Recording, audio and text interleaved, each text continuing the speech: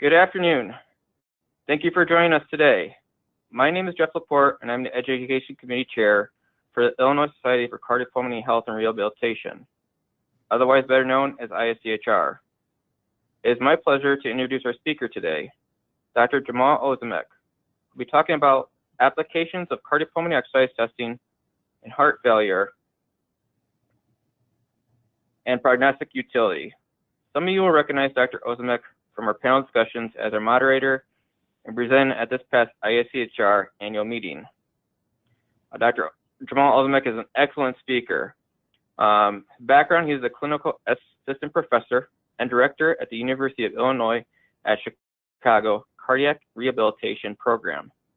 He received his Bachelor of Science in Exercise Biology from the University of California, Davis, his Master's in Health and Exercise Science from Wake Forest University, his PhD from the Human Performance Lab at Ball State University in Clinical Exercise Physiology, and completed his postdoctoral research fellowship at the University of Colorado Auschwitz Medical Campus.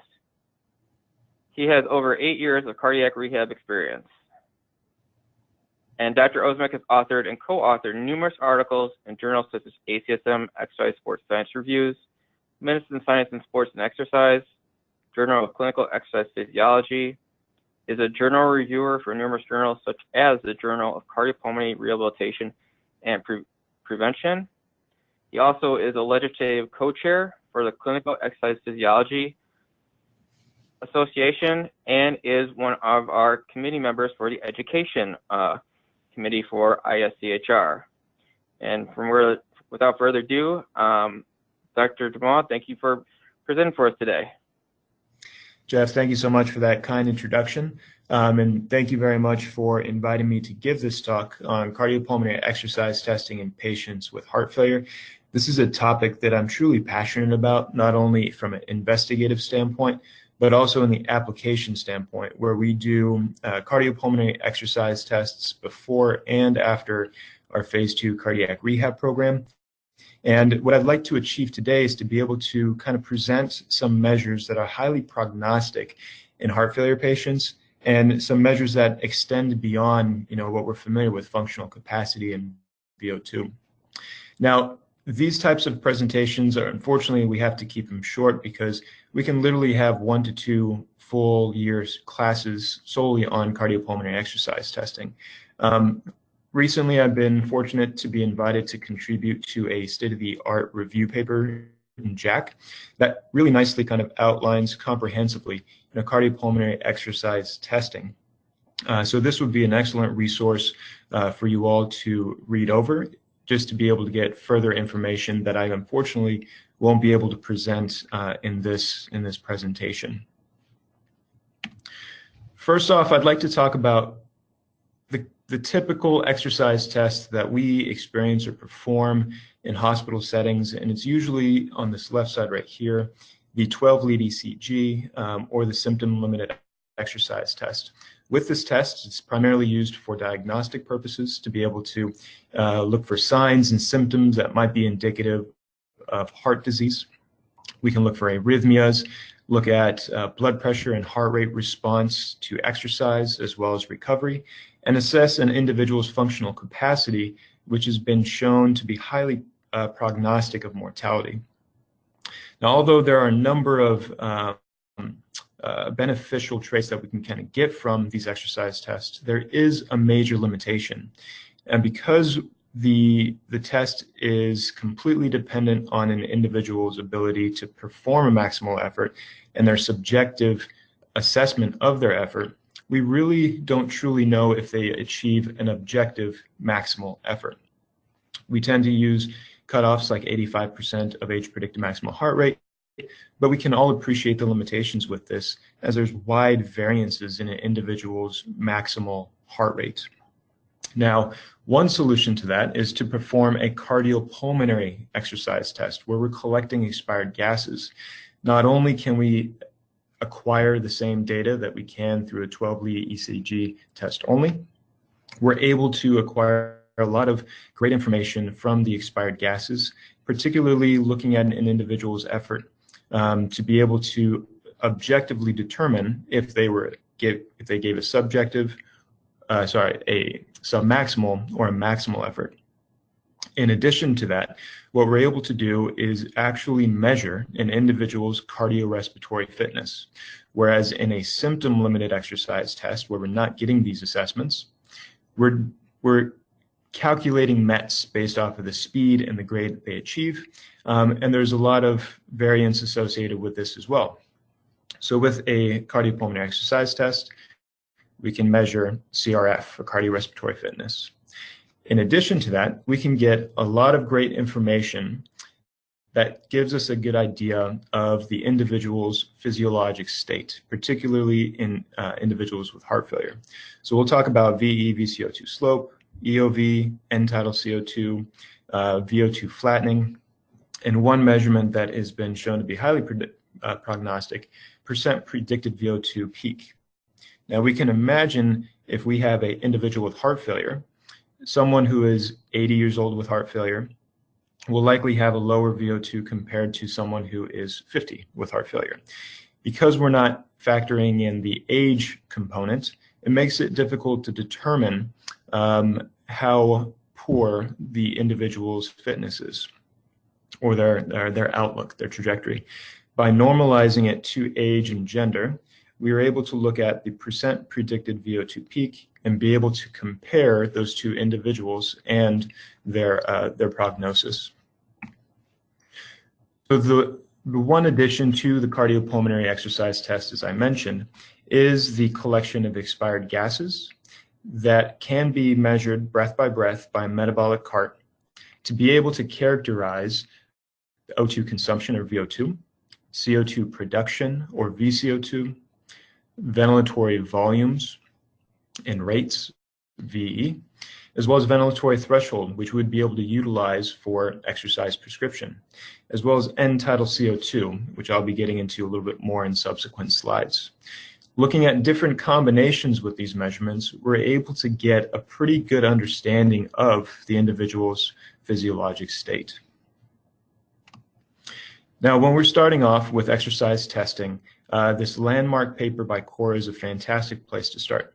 Now, one of the initial ways in which cardiologists, physicians utilize an exercise test in heart failure patients was to be able to more objectively determine when it would be appropriate to go for more drastic clinical procedures such as a heart transplant. In this study, they took a group of heart failure patients and broke them into quartiles, individuals with a VO2 peak above or equal to 18, those with a peak VO2 between 14 and 18, between 10 and 14, and then those below 10 mLs per kg per minute. Now, what we can clearly see here when we look at the proportion of individuals that survived across the 48 months, those who had a peak VO2 greater than 18 had the greatest proportion of survival. Now, when we look at the proportion of survival in those that are below 10 millimeters of mercury per mLs per kg per minute, we see that they had a significantly lower proportion of patients that survived across those 48 months. But one thing that we're not able to show, and they were not able to show statistical significance, were the groups between 14 and 18 and 10 to 14. Now, traditionally, an individual who would be a candidate for a heart transplant would have to have, or would be suggested to have, a peak VO2 less than 14. Now, when we're in this state right here, we're really not showing any difference in proportion of patients that survived across the 48 months between this large range. So what Cora et al. Proposed was to look at VE VCO2. Now, this is characterizing ventilation over the production of CO2. They dichotomize individuals to a slope less than 35, and then VE VCO2 slope greater or equal to 35. We can see that those individuals that had a slope less than 35 had a greater proportion surviving compared to those that were above 35. So Cora incorporated these measurements into being able to better decipher what to do with the individuals between 10, and 18. So here's a nice graph that was adapted from Cora et al. So individuals that performed a maximal effort, so RER greater than or equal to 1.05 in this heart failure population, it was clear that those who had a peak VO2 greater than or equal to 18 were a low risk for future events or mortality. And so the clinical procedure would be to confirm therapy and then follow up in 1 year. Individuals that were less than or equal to 10 were considered to be high risk and were recommended to go through aggressive medical therapy and even consideration for transplants. Now, the group in between, so 10 to 18 mLs per kg per minute, those individuals who had a VE/VCO2 slope less than 35 were categorized as mild risk and were recommended to optimize therapy and follow up in 6 months. Those who had a VE/VCO2 slope greater than or equal to 35, however, were categorized as high risk and were recommended to go through aggressive medical therapy and even in some cases transplantation. Well, with such a simple measure like VE over VCO2 slope, what does that actually mean? What is physiologically happening? Although it's very complicated and not still fully understood, many studies have attributed this to an increase in heart failure severity, which is associated with structural and functional impairments in the myocardium. Now, associated with that, you typically see a reduction in cardiac output. So in a normal individual with normal cardiac output, the alveoli are being perfused and CO2 is being expelled appropriately. Now, those individuals who have lower cardiac output have lower perfusion of the alveoli and have a reduced ability to be able to expel that CO2 that is being produced during exercise. Another potential mechanism could be related to an increase in interstitial fluids or interstitial edema, thus impairing the transfer of gases from the capillaries to the alveoli. Now, end-tidal CO2 has been another measure that's been shown to be highly prognostic in heart failure patients. This is a measure that is acquired through breath-by-breath analysis through a cardiopulmonary exercise test. That is a surrogate marker for the partial pressure of alveolar CO2.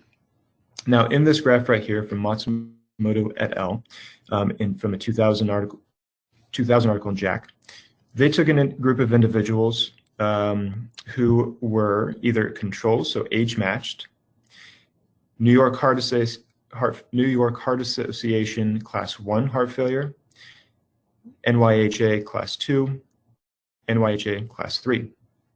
Now, when we look at these individuals, even at rest, what we can see is that those who were control had higher end-tidal CO2s, and as we saw the increase in severity of heart failure, we saw lower values in end-tidal CO2, suggesting that transfer of CO2 from the capillaries to the alveoli are impaired. Now, another interesting observation was seen when these individuals were put through an exercise test.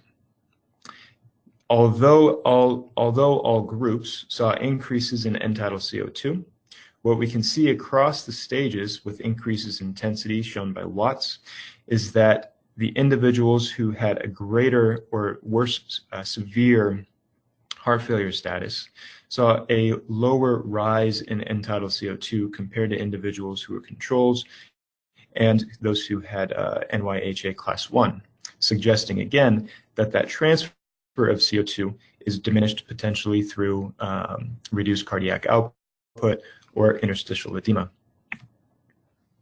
In a study by Guazzi and colleagues, they categorized individuals into 4 quartiles for pulmonary artery systolic pressure, another measure indicative of cardiac function and pathophysiology. Individuals that had a pulmonary artery systolic pressure less than 31 had a normal end-tidal CO2. As they saw increases in pulmonary arterial systolic pressure, they observed reductions in end-tidal CO2, again indicative of potential impairments in the myocardium and cardiac output. Another measure that has been seen in roughly 30% of heart failure patients is a phenomenon called exercise oscillatory ventilation. And what this is, it's presence of 3 or more regularly oscillatory fluctuations in ventilation with a minimal average amplitude of 5 liters per minute that persists for 60% or more of the entire exercise test. And what we can see nice right here, on the start of exercise, ventilation increases, then abruptly decreases, increases, and decreases, and follows this pattern through the end of exercise. If we were to categorize individuals in having exercise oscillatory ventilation or breathing, EOB, we can see that individuals that did not have EOB had a greater cumulative survival compared to individuals that were shown to have EOV. Again, what are the mechanisms that are occurring here? Related to the reduced cardiac output and the increase in heart failure severity, what we see is with exercise, naturally there is an increase in the partial pressure of arterial CO2. Normally, this is going to be picked up by the chemoreceptors and the baroreceptors, triggering an increase in ventilation. This increase in ventilatory drive will, in these individuals, increase the rate and depth of breathing dramatically, thus reducing the arterial pressure of CO2, leading to hypopnea and apnea, and then thus leading to an increase in arterial partial pressure of arterial CO2 again, and continuing the cycle. This mainly occurs due to some of the reasons as we discussed earlier. Inefficiencies in being able to remove CO2 leads to that exaggerated ventilation. The exaggerated ventilation could lead to increase in ventilation with leading to a decrease in PaCO2, and that cycle continues and continues. When we're looking at this in the actual clinic and we're applying it, what we see is in a normal individual, just very nice linear increase in ventilation. There are some cases, however, where it's not as clean and cut as I showed in the earlier slide. It is sometimes difficult to interpret, difficult to see if it is truly a 5 liter per minute fluctuation. And then there are other cases where it is clearly evident of the EOV pattern. Now, in the cases where it's somewhat in between and difficult to determine if it truly is EOV, there have been some groups, particularly from Henry Ford, that have been working on creating algorithms to input the breath-by-breath data and calculate out whether or not the individual meets the threshold for determining EOV. This is one paper in which Bronner and colleagues recommended or introduced a mechanism in which you would be able to do this. However, it still needs to go through testing to be able to truly see if this applies across laboratories, but this is a fantastic start to be able to facilitate the identification of EOV. Now, another measure that I'd like to discuss is flattening of VO2 trajectory. Now, normally, when we consider a maximal exercise test, we want to see at the end of exercise a slight plateau in VO2 that lasts for a few seconds. Now, in a subgroup of heart failure patients, less than 20%, they actually see a flattening of VO2 during an exercise session. And the definition for being able to identify this, that is not the traditional maximal effort, is it's present when the second slope after the inflection, so the initial rise in VO2 here, where the second slope is reduced by 35% or more compared with the first slope. The duration itself has to be greater than 30 seconds. And it has to occur at a predicted peak VO2 less than 85% using the Wasserman equation. Utilizing this definition, I was fortunate to be able to work with Marco Guazzi and Ross Arena and Dejana Popovic to be able to look at a cohort of heart failure patients, categorize them into whether or not they had flattening or And we looked at survival. So across 100 months, individuals that did not present with flattening survived longer compared to the individuals that had flattening. Now, interestingly, when we looked at these categories, peak VO2 was greater when there was not flattening. The VE-VCO2 slope was greater in those that had flattening. EOV prevalence was greater in those who showed flattening. The systolic pulmonary arterial pressure was greater in those that had flattening. The tricuspid annular plane systolic excursion, which is a surrogate measure of right ventricular function, was lower in individuals that had flattening. And the combination of those two measures was more severe for individuals that had flattening, indicating a worse prognosis for those heart failure patients. Now, one thing in research in the clinic that we're always looking for is what is the best and the most valuable measure that we should be focusing on. For a long time, it has been VO2. A number of papers have come up suggesting it's VE over VCO2. Percent predicted of VO2 is also another measure that has wanted to be claimed as the top spot. One of the limitations, however, is that there's a lot of heterogeneity that is seen within the literature. Some individuals say that it's VE-VCO2, others say end-tidal CO2. And so one concept that Ross Arena and John Myers, Marco Guazzi wanted to be able to introduce was, rather than trying to identify the single most predictive measure, why don't we look at a culmination of all of the measurements to be able to see if that improves our ability to use them as prognostic measures. So in this study, Ross Arena and colleagues took a group of heart failure patients and they categorized them into whether or not they had normal values of VE-VCO2 slope, so less than 34.4 in this case, peak VO2 greater than 14.2 mLs per kg per minute, and end-tidal CO2 greater than 36.1 millimeters of mercury.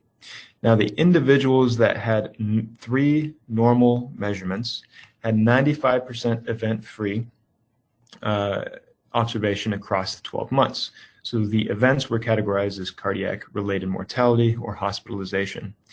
Now, the individuals that had two normal values, 72% event-free, one normal value, 54% event-free, and then if an individual or individuals had no normal values and all three are abnormal, there was a significantly reduced event-free periods of 17% in 12 months, indicating that if we consider multiple measurements at the same time, we can probably get a strong understanding of survival in these patients, more so than what we can with just one measurement alone.